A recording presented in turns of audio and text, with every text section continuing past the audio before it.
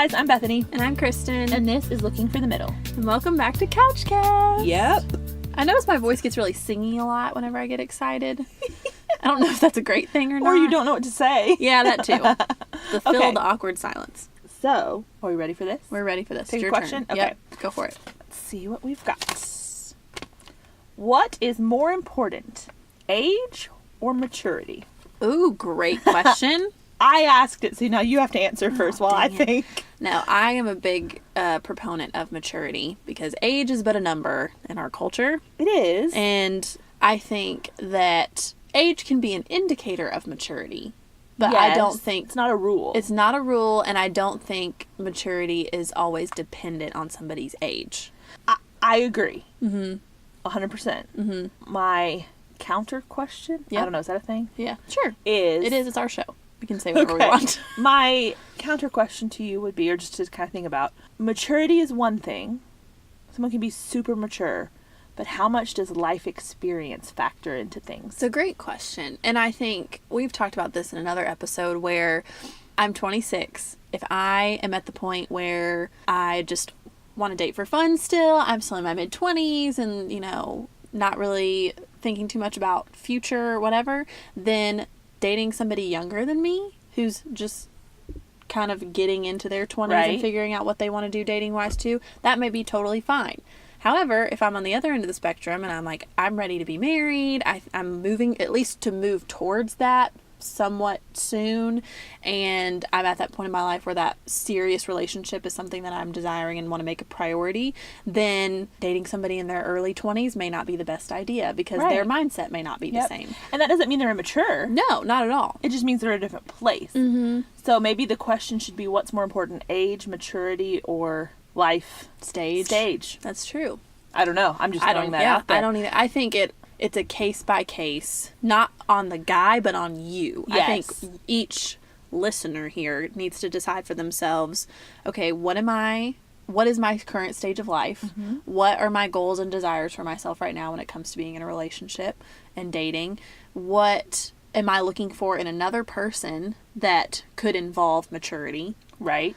And then how does age factor into that? Yes. I would say when I'm making that list of what things are important to me, age is not one of those things. Maturity, similarity of just life stage, life direction, all those are important. If someone's 5 years younger than me and is at that place, great. If they're 10 years older than me and they're at that place, great. But I don't expect 35-year-old stages from someone who's 25. No. Like, that's not immaturity, it's just different.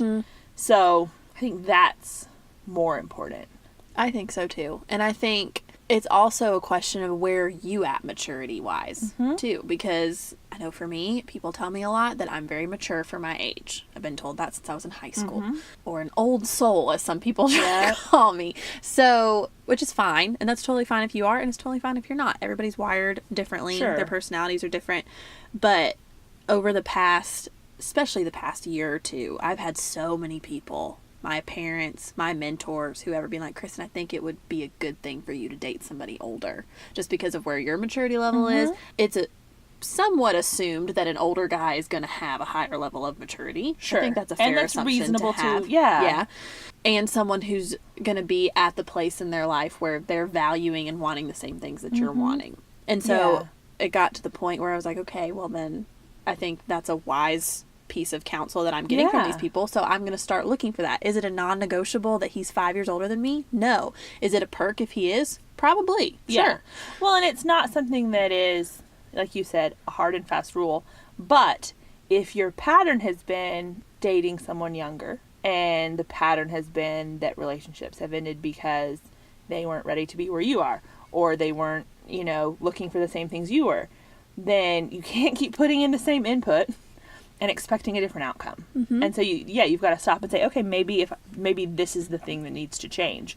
I've said for years that I would either probably end up marrying someone considerably older than me, or I would be older when I got married, because just that mature. Because I've been told a lot too that I'm more mature than my age or whatever, and so I've said that for a long time.